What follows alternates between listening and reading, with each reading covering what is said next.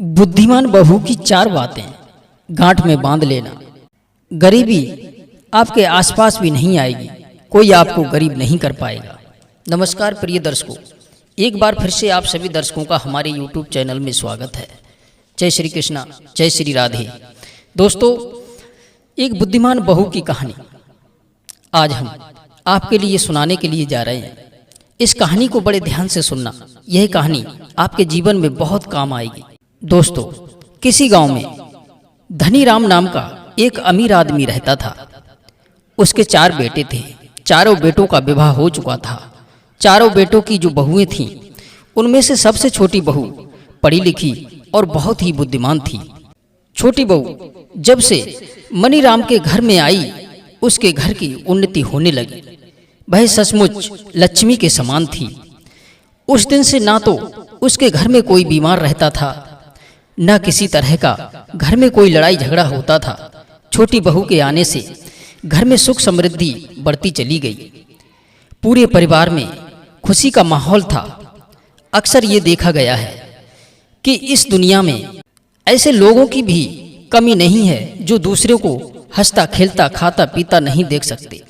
यदि कोई अपनी मेहनत और ईमानदारी से अच्छा खा पी रहा है तो उससे द्रोह रखने वाले लोग दिन रात उसे नीचा गिराने में लगे रहते हैं। वे ये सोचते रहते हैं कि मेरी तरह ये भी हो जाए। यही हुआ उस मनीराम के साथ में। उसकी खुशियां पड़ोसियों को हजम नहीं हो पा रही थी। दिन रात पड़ोसी इसी बात को सोच करके दुखी रहते थे कि मनीराम कैसे इतना फलता फूलता जा रहा है। यही सोचकर पड़ोसियों ने मनीराम के कुल पुरोहित को भड़का दिया कि जब से मनीराम के घर में उसकी छोटी बहू आई है, तब से उसकी धन की उन्नति समृद्धि उसकी बढ़ती ही जा रही है। उसके घर में न कोई बीमार पड़ता है, न किसी से लड़ाई झगड़ा होता है। यदि उसके घर में कोई बीमार पड़ता, लड़ाई झगड़ा होता, तो वह झाड़ फूंक के लिए, गृह शांति के लिए आपको बुलाता, तो आपकी कुछ दक्षिणा मिल जाती। पर उसके खुशहाल रहने से उसके सारे मंगल कार्य पूजा पाठ बिना धन खर्च किए ही हो रहे हैं। पड़ोसियों की बात सुनकर के कुल पुरोहित के अच्छी तरह समझ में आ गई कि मनीराम इसलिए उन्हें नहीं बुलाता है। कुल पुरोहित ने सोचा कि ऐसा कोई काम करना चाहिए जिससे इसके परिवार में शांति भंग हो जाए और ये पूजा पाठ करने के लिए मुझे अपने घर पर बुलाए। ऐसा निश्चय करके वह पुरोहित एक तांत्रिक के पास में पहुंचा और बोला कि आप कोई ऐसा उपाय बताएं जिससे मनीराम के घर में अशांति फैल जाए। तांत्रिक ने ध्यान लगाकर देखा तो पता चला कि मनीराम के घर में अशांति तो आ ही नहीं सकती। उसकी एक बहू साक्षात लक्ष्मी स्वरूपा है। जब एक लक्ष्मी उस घर में रहेगी तब तक तुम उसका कुछ नहीं बिगाड़ पाओगे।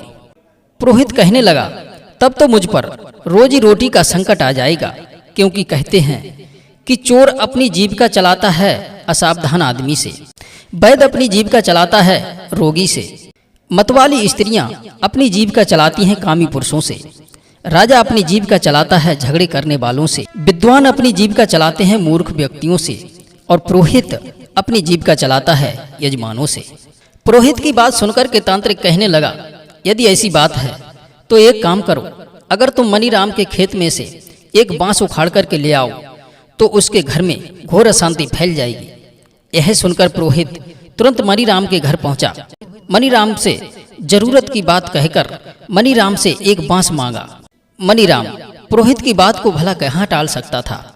वह गया और अपने खेत से एक बांस उखाड़ लाया। यह बात किसान की छोटी बहू को पता चली कि पुरोहित हमारे घर से एक हरा बांस लिए जा रहे हैं, तो उसने उस बांस के कुछ हरे पत्ते अपने घर में बंधी काली गाय को खिला दिए। पुरोहित बांस लेकर के चला गया, मगर फिर भी मनीराम के घर में अशांति नहीं फैली। धीरे धीरे 1 माह बीत गया। उधर पुरोहित इस इंतजार में बैठा था कि इसके घर में अशांति, लड़ाई झगड़ा, रोग शोक कब दौड़ेंगे, तब ये हमें अपने घर बुलाकर के गृह शांति पूजा पाठ कराएगा। लेकिन 1 माह बीतने पर भी जब कुछ घटित नहीं हुआ तो पुरोहित फिर उसी तांत्रिक के पास में पहुंचा और बोले, भाई आपके कहने पर मैं मनीराम के घर में से हरा बांस भी मांग लाया, फिर भी उसे कुछ नहीं हुआ। तांत्रिक बोला, महोदय, इसमें मेरा क्या दोष है? मैं तो तुम्हें पहले ही बता चुका हूं कि उसके घर उसकी छोटी बहू साक्षात लक्ष्मी है। जब तुम बांस मांग करके लाए थे तो ये उसने बांस के कुछ हरे पत्ते अपनी काली गाय को खिला दिए थे, इसलिए उसका कुछ नहीं हुआ। बहू बहुत बुद्धिमान है।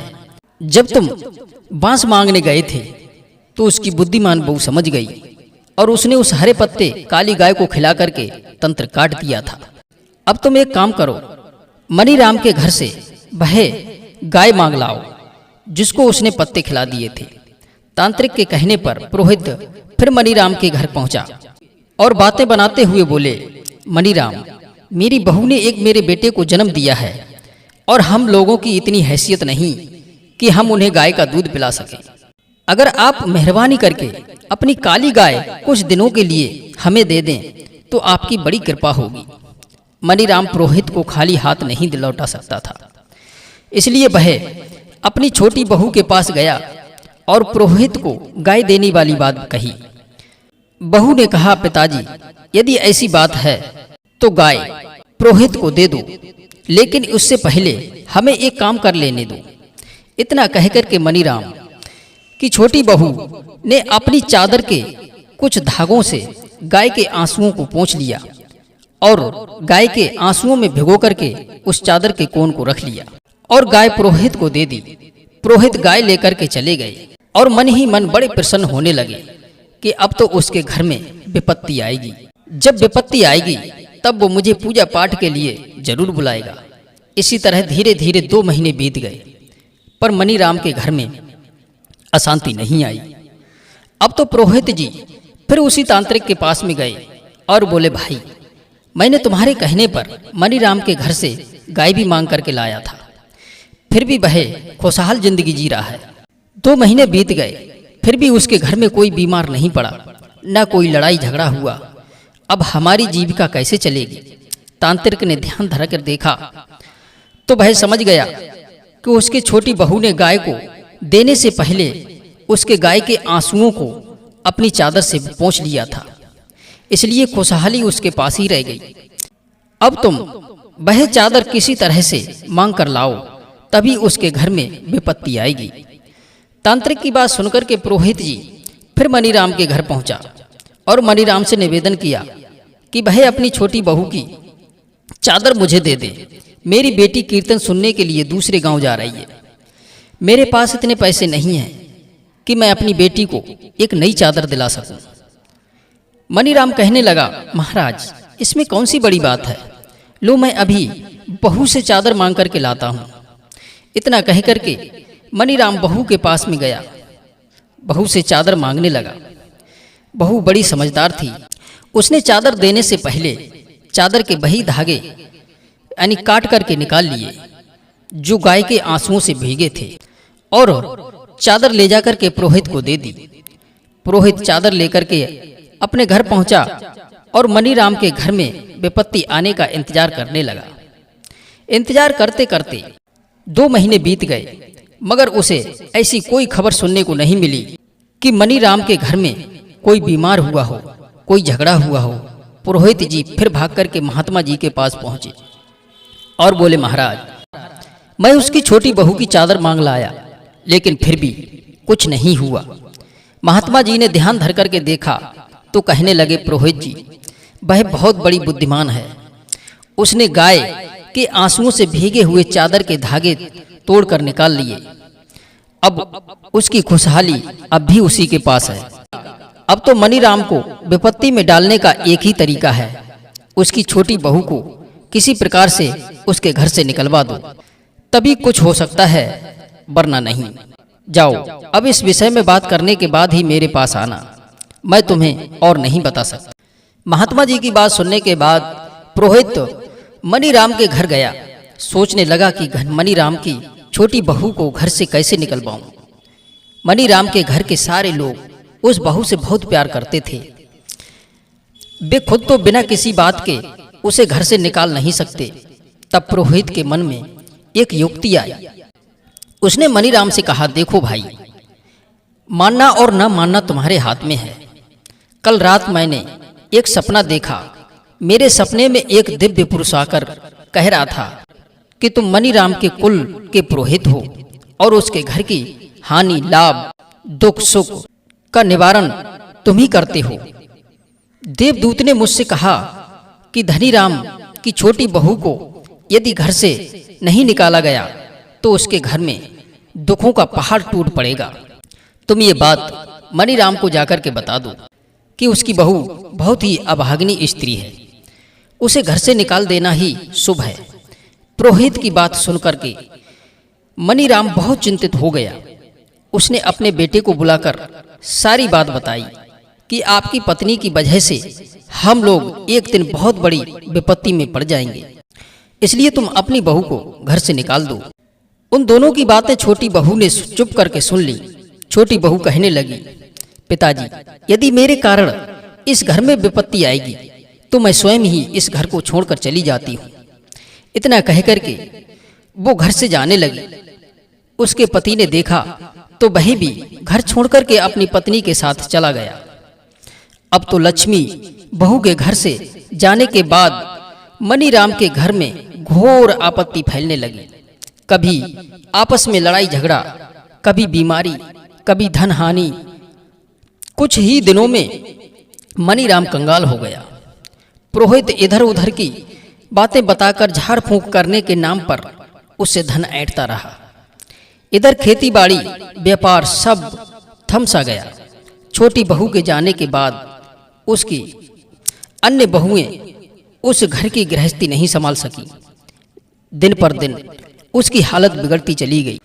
उधर छोटी बहू जिस शहर में रह रही थी वह धीरे धीरे वहां भी छोटा मोटा कारोबार करके धनवान बन गई।